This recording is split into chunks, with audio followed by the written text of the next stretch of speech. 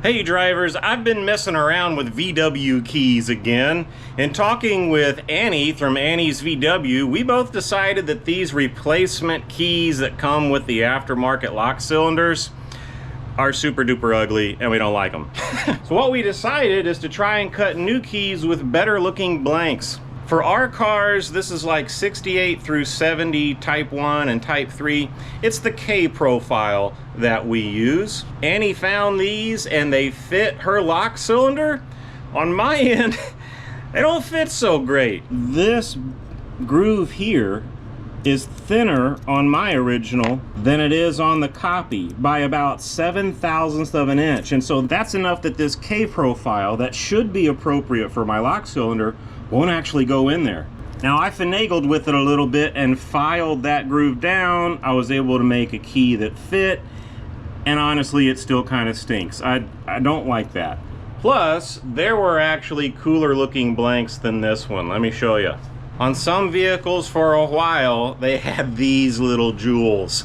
And thankfully, I was able to find one for the bus. So I'm gonna warm up the key machine by trying to make myself a really cool looking key for the bus that's actually an L profile.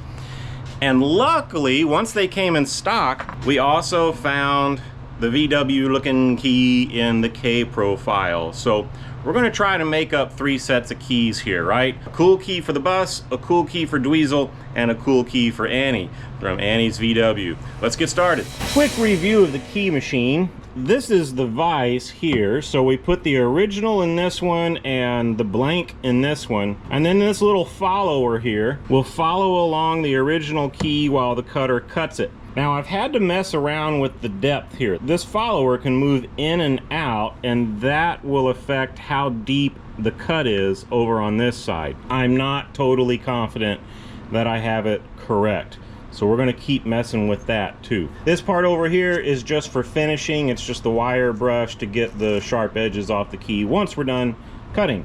I think I want to start with the bus key. One thing that's fairly challenging about these VW keys is the fact that they're truly double-sided. On top of that, there's usually not a lot left after the key is cut.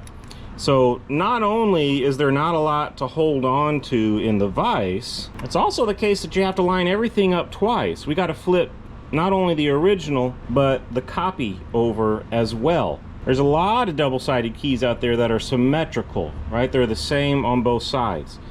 So these are actually kind of challenging, and I'm not going to pretend to know what I'm doing. Whoop. I want to be fully seated and flat in the vise, so we cut straight across. Now I have a real problem. The head of this key is in the way. How can I get around that? You know, I can't. It's done cutting at that point. That's the only thing I have going for me. Well, this is silly. Does everybody see that? The head of this key, as I'm cutting all the way across, eventually collides with this post. Now the only thing saving me is the fact that way over here, that's about the time that I'm done cutting anyway.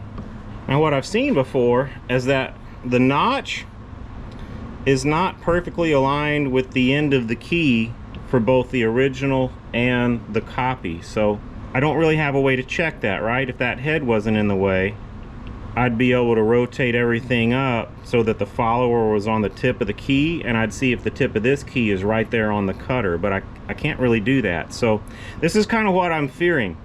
If I'm gonna make a key for Annie, I've got her original, she sent it to me, but I'm not gonna be able to try it.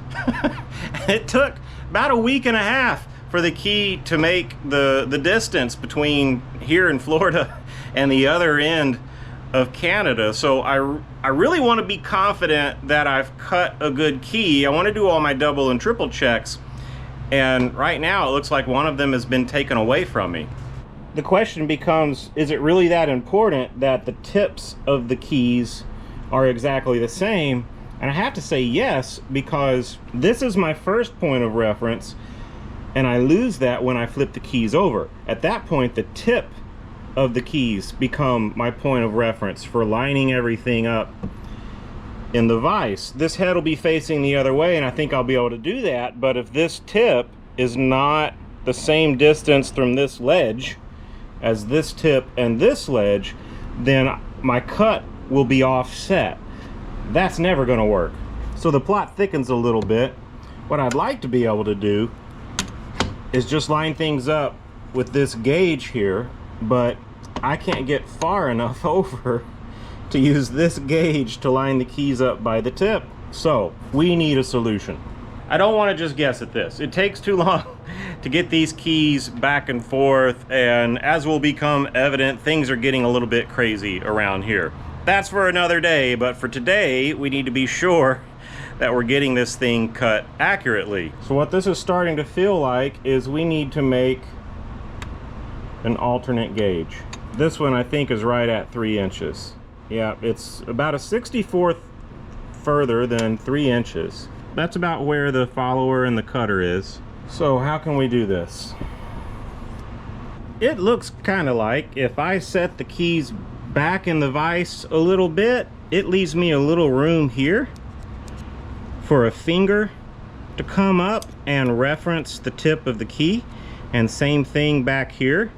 Now, funny thing is these vices aren't exactly 3 inches apart like the follower and the cutter is. So the vices, ironically, are not a good gauge. They're not a good reference. But if we make a plate of steel that maybe sits back here or up here and is flat and reaches into this space and this space in a way that is exactly 3 inches apart, I think we might be able to pull this off. We might cut something up here.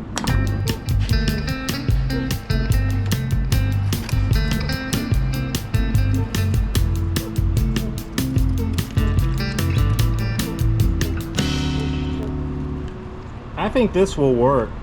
It'll need to be made out of metal, of course, and thick enough to reach all the way up to the furthest point of the tip. So I need to use at least 1/8 thick metal. That'll do it. And 3/16 wouldn't be a terrible idea. What did they use here? This is, yeah, that's 3/16. Let's go with that. So we need a piece of 3/16 inch steel cut like this. No problem.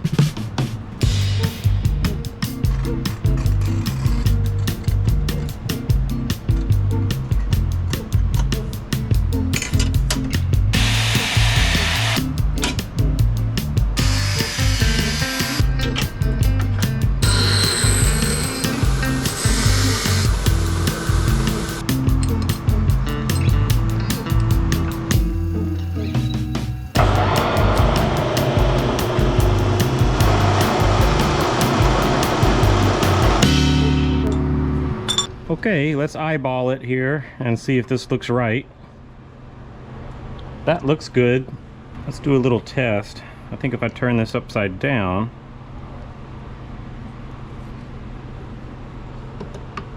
I can get it in there. Okay, let's line a couple up and see if this gauge actually works for us. I like that it's thick metal and it's resting on a machined surface. Everything has a real positive feel to it. Yeah, I can feel the tips of the keys on both points. You can see the marks there, so that's cool. Both of these positions were milled with this, you know, the end mill with it mounted in the vise, so they should be parallel to each other. Okay, I think we're good. They may be just a touch too close, which is okay, because if I feel like I need to adjust it, I can shave a couple thousandths off. Putting it back will be a little harder. We can weld some on there and do that if we need to, but a lot easier to take just a little bit more off if we need. Okay. I think we should try one. Now this one is for the bus, and the bus is not here, so I won't be able to try this key once I cut it. Let's do one that we can test. What I think I'm going to do is go ahead and use this ledge tool both times, and if that results in a cut back of that ledge, that is okay. I think I'm less likely to end up with an issue between one side and the next by doing it this way. So I'm just going to use the gauge tool. I guess that's what we're calling it. These are flimsy keys. I don't like having it hanging out so far. I'll have to be careful with the cutter, because when I'm cutting here, I could lever it out of the vise and it would spoil the part. So I'm going to make sure I have that in there nice and tight.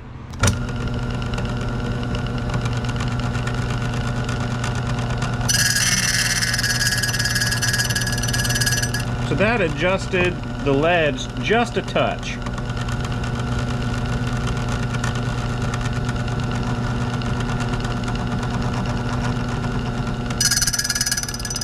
It's not cutting as deep. I came down the hill a little bit before it actually started to cut the key.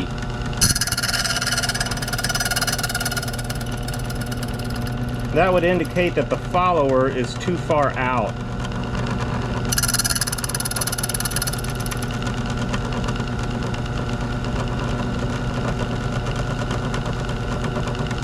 In my limited experience, that may be okay. All right, that's as far as I can cut. It may be better for the key to be a little tall than a little short. This is noticeably short, but I'm gonna try it. We're gonna stay the course here. We're gonna flip both keys, cut the other side, see where we are.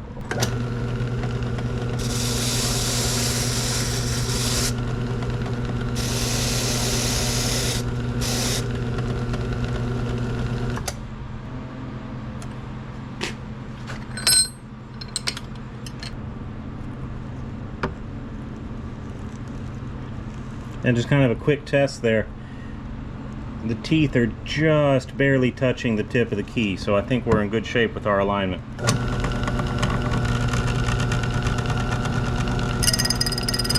Yeah, barely kissing the key here, so we are not cutting as deep.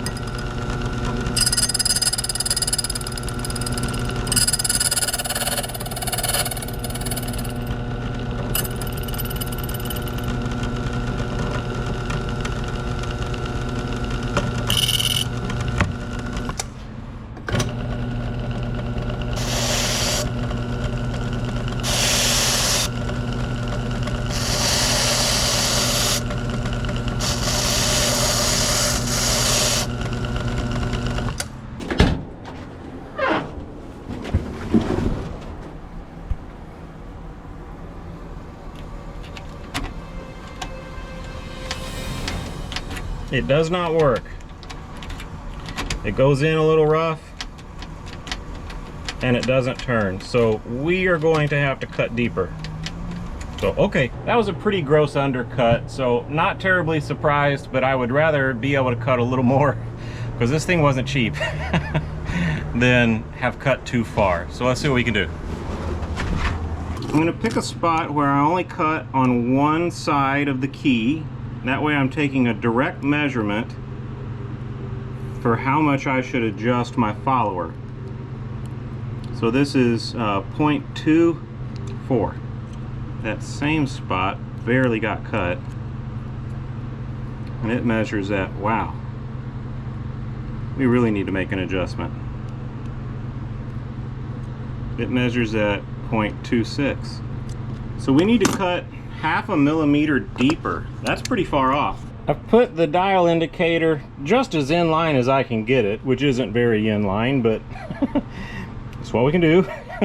We've got it on the back of our follower here, and let me see, we said that the follower is too far out, right?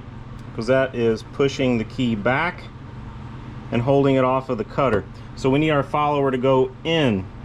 Let's just go by half and see what happens.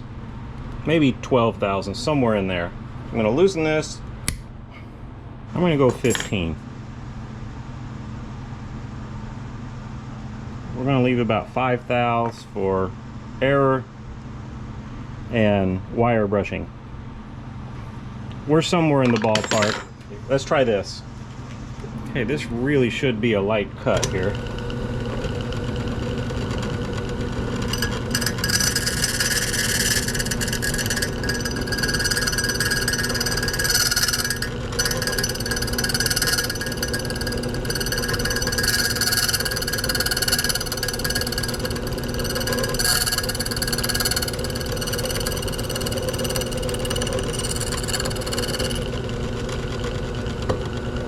Okay, I'm glad we didn't go any deeper. That might be just about where we want it.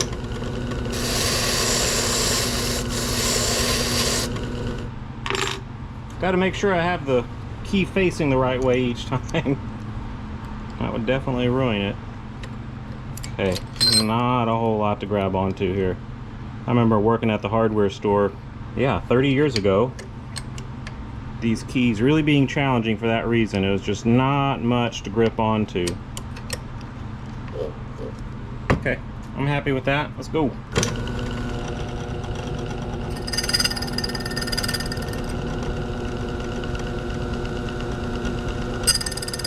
Interesting. It's not cutting as deep here. It's not skimming across the top. So something about the grooves that we're seating into the vise aren't lined up the same on these two blanks. I've seen that now on a couple of these aftermarket blanks, that the dimensions just aren't precise. Maybe they're good enough to work, but I don't appreciate the uncertainty it lends to the process. Yeah, see, last time when we came across this part, it raked. You could hear the blade raking across this part. This time it didn't do that at all. So either this key is sitting up higher in the vise, or this key is sitting down lower in the vise. That means the depth of cut is going to be different on each side of the key. And that's working against us. That's not good. I don't want to get into a situation where I have to change this every time I flip the key. This should really be a set and forget thing. What we usually see, unfortunately, with aftermarket parts is these are not as good as the original. Let's see if we can make it work.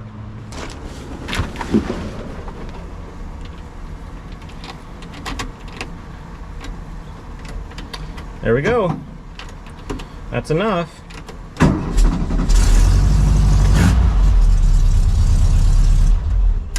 Great.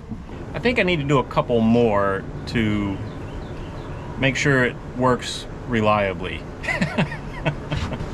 We're going to try out the bus key, and this weekend we'll have a chance to test it.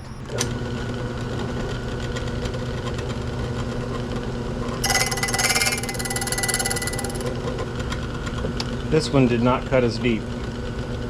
I don't have total confidence in my vise. This side is it's a low spot on the face of this vise, and so the key will rock in there. So yeah, I'm starting to feel like some of my struggle is less than great blanks, and some of my struggle is less than great accuracy with my equipment.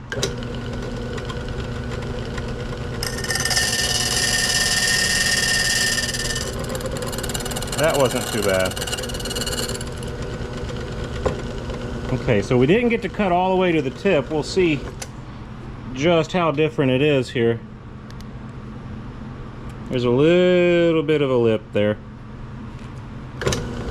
This one is a little tricky because we're copying a copy.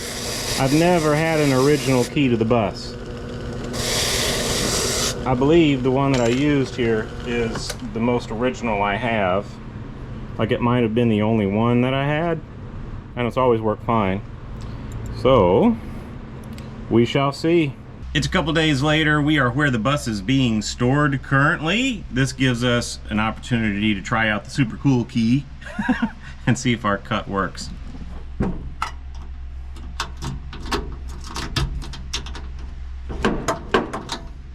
That's a good sign.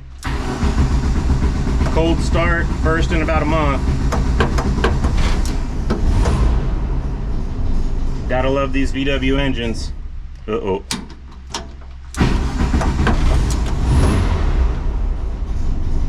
No surprise on the engine starting, but the key working is nice. I do believe that those blanks are more dimensionally accurate.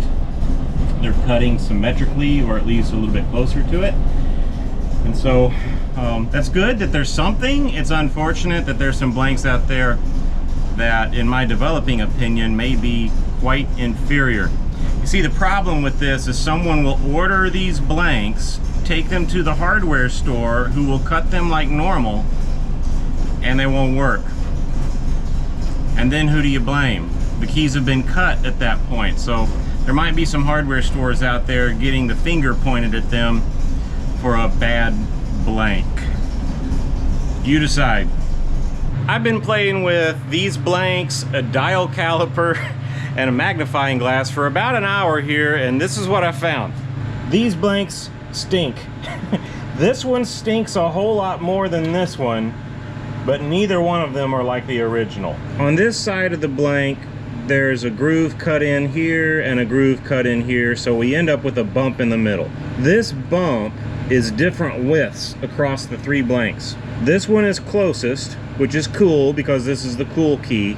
This one is way off. It's way thicker. I don't know if that's coming across in the video, but it's thicker by 0.08 of an inch. And that's enough to keep this blank from fitting in my lock cylinder. On top of that, the bump on both of these blanks is relatively low compared to the master key.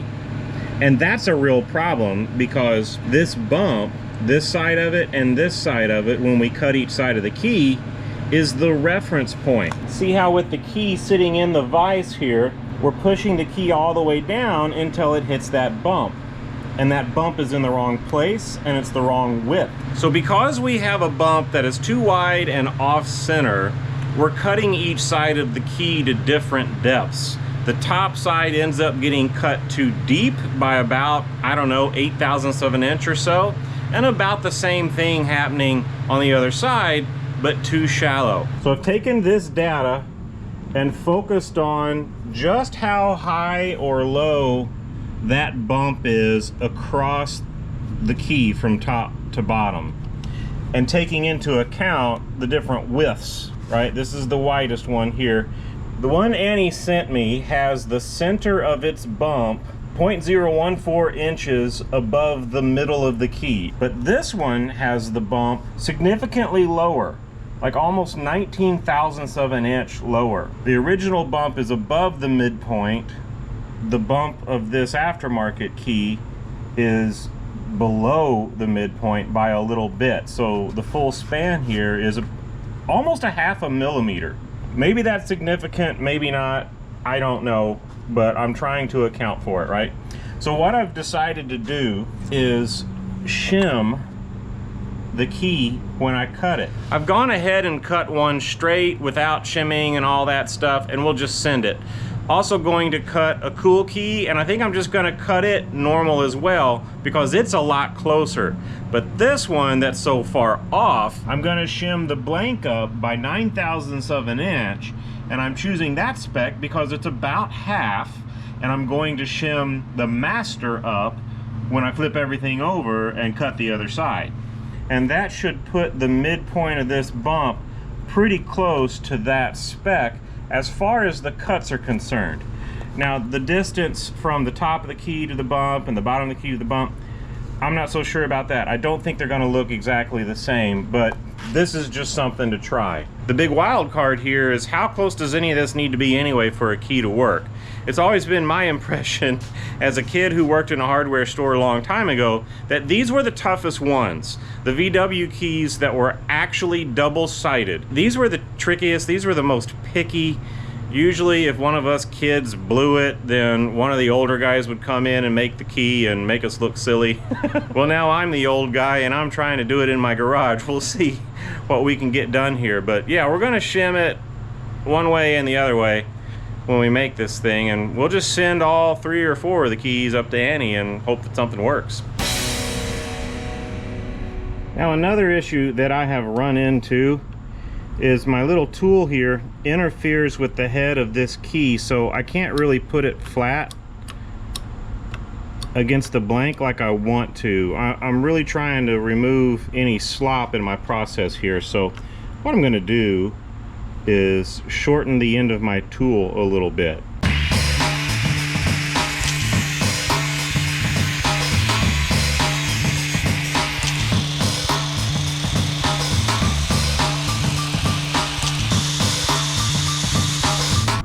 We're going to cut what I'm calling the top here. This is the one where I'm going to need the shim underneath the original. So I'm going to use these magnets here. This is going to be very fiddly, but hopefully this will help hold the shim in place. But this will push the cutter away from the blank a little bit so it doesn't cut so deep. Looks like we cut enough off of our tool. Okay, I think we are ready for this cut. My concerns are this thing moving because it's not gripped as well. I think we're going to be okay there. And the shimming just being wrong in some way. Like it's not enough or shouldn't be doing it at all. Or I don't know. But we got to try something. We know that this blank isn't right, so here we go.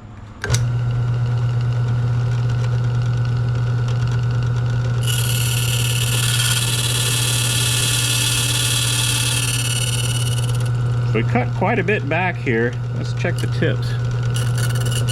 Yeah, the tips are lined up okay. So, all right, well, we just needed to cut a little bit back.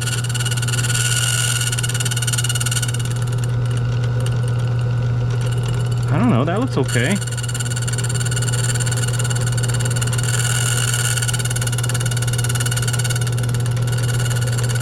Yeah, we must have really been cutting a lot without that shim. We may not have shimmed enough.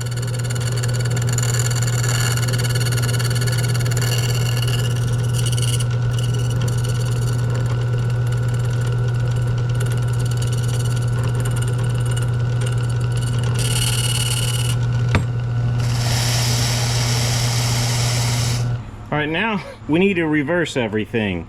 We're going to flip the key over, but now we need to shim the blank. And we need to do it on the other side because since we're flipping this over, that reference point is flipping over too, right? So I'm going to move my magnets over here. And I'm even going to set it up backwards, meaning I'm going to reference off of the blank this time. That gives me one less thing to hold on to right now while I'm clamping the key in with the shim. Really doesn't matter what order we go in, just as long as the two keys are lined up. Okay, so again, we're shimming on this side to cut deeper this time. Last time we were trying not to cut as deep. Same concerns here. Really not a lot to hold on to over here right now because we cut most of it.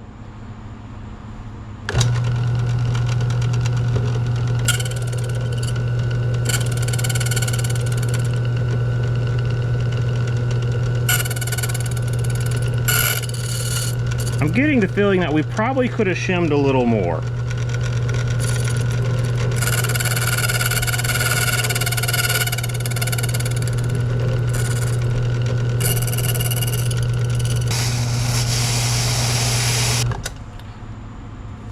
Okay, we're going to do one more with no silliness. This is what I'm considering to be the better blank, and it's the cool one. So thankfully, yeah, still can't reach. Thankfully, the cool blank is the better blank. I think this is the one that everyone's gonna want, and so we have two reasons to not be so excited about that other blank.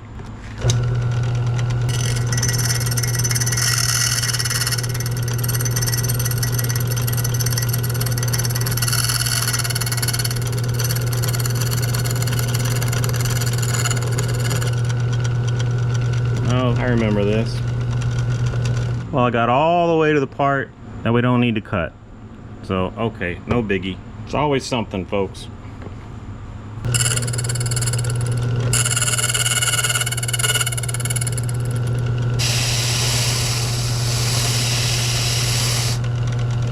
We did a little bit of math, did a little bit of measuring, and this is what we've come up with. We'll see if it works. Now, since I don't have the lock cylinder here, I can't give you the happy ending, sad ending. You'll have to go to Annie's VW on Instagram to find out. So go check out Annie's VW on Instagram. She'll let you know if any of them worked, and we'll reconvene after that. Thanks for hanging out with me. We'll see you next time. What do you think about VW?